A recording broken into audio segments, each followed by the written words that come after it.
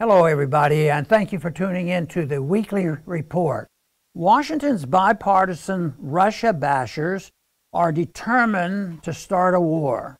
Russia bashing is a bipartisan activity in Washington. Both parties think it makes them look tough and pro-America.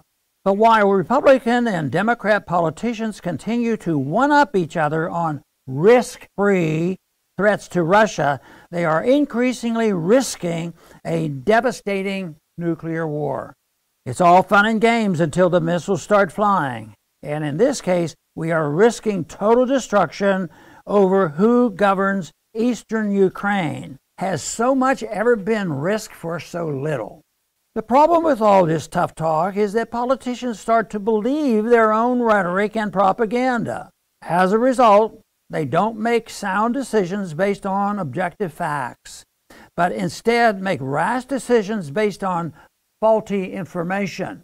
When U.S. politicians talk about Russia massing troops on the Ukrainian border, for example, they leave out the fact that these troops are actually inside Russia. With U.S. troops in some 150 countries overseas, you'd think Washington might pause before criticizing the aggression of troops inside a country's own borders. They also leave out the reasons why Russia might be concerned over its neighbors, Ukraine. CNN reported recently that the Biden administration approved another $200 million in military aid to Ukraine last month, making nearly $500 million in weapons over the past year. Imagine if China was sending $500 million in weapons to Mexico to strengthen and embolden a hyper-aggressive anti-U.S. regime. Would the U.S. not be massing troops near the Mexican border? Also, there is that issue about the U.S.-backed overthrow of the democratically elected Ukrainian government in 2014, which is the starting point of all these recent problems. And this week, Yahoo News reported that the CIA is training Ukrainian paramilitaries on U.S. soil. Recent talks between U.S. and Russia failed before they even began, with the U.S. side refusing to even consider ending useless and provocative NATO expansion eastward. NATO is a Cold War relic that should have been disbanded along with the Warsaw Pact.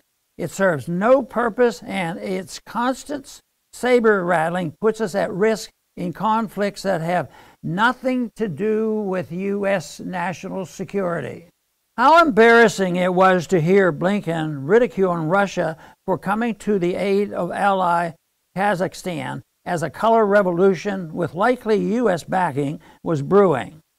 I think one lesson in recent history is that once Russians are in your house, it's sometimes very difficult to get them to leave, Blinken told reporters. He said this with a straight face, even as the U.S. continues to illegally occupy a large part of Syria, continues to occupy part of Iraq against the will of the country's parliament, and occupied a good part of Afghanistan for 20 years. Incidentally, as soon as the regime change attempt was put down in Kazakhstan, Russia and allied troops began leaving the country. But of course, the reflexively pro-war U.S. media doesn't report anything outside the narrative. What to do about Russia? Stop backing regime change along Russian borders, including Belarus, Kazakhstan, and elsewhere. Stop meddling in foreign elections. Look at how we wasted 4 years on false claims that the Russians meddled in ours. End weapons shipment and all aid to Ukraine. End sanctions. Reimagine the U.S. defense budget as a budget to actually defend the United States. It's really not that complicated. Let's stop trying to rule the world. Thanks for listening.